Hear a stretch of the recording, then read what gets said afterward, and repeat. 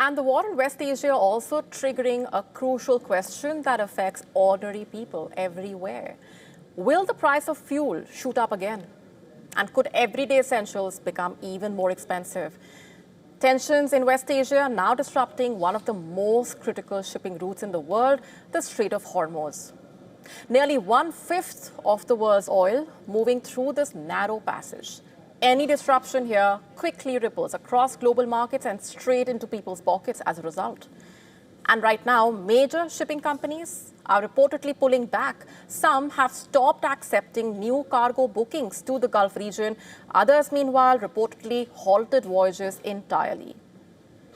What about shipping operators? They say the safety of crews and vessels has become the top priority as the tensions intensify. Several cargo ships are reportedly waiting offshore instead of entering the strait, while others are taking a much longer route around Africa via the Cape of Good Hope, and that diversion itself adds thousands of kilometers to this journey and significantly, of course, increases the transport costs, adding around 10 to 15 days of travel time. For consumers, that means one thing: higher prices could be coming. And oil markets are already reacting, by the way. Brent crude prices initially jumped as traders feared a prolonged disruption in supply. Prices later eased slightly after the US signaled it would help support shipping in the region. But uncertainty continues to drive volatility. Shipping costs are also climbing sharply. Tanker rental rates in the Gulf have surged, while war risk insurance premiums have skyrocketed, in some cases rising 10 to 12 times their usual levels, 10 to 12 times. Some insurers reportedly have even withdrawn coverage completely, making it financially risky for the ships to enter the region.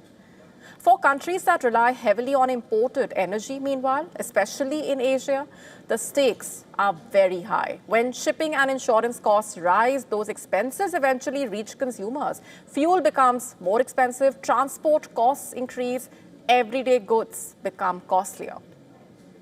And signs of public anxiety are already surfacing. In the UK, for example, long queues reportedly forming at petrol stations after fears spread that oil supplies could tighten. In parts of London, drivers reportedly waited more than an hour to fill up their tanks as some stations started running low on fuel. The London mayor, meanwhile, has urged the people to avoid panic buying amid the growing concerns.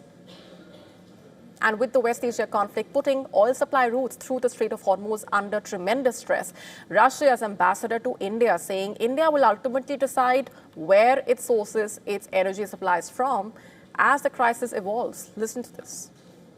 We have always been open towards supplying oil to India.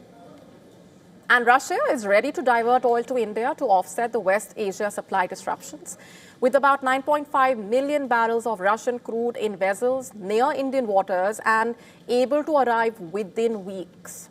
Sources in the Indian government say New Delhi is in a comfortable position when it comes to energy stocks. The country has 25 days of crude oil, 25 days of energy products available, 50 days of stock. Sources saying India is in touch with all major suppliers of LPG, LNG.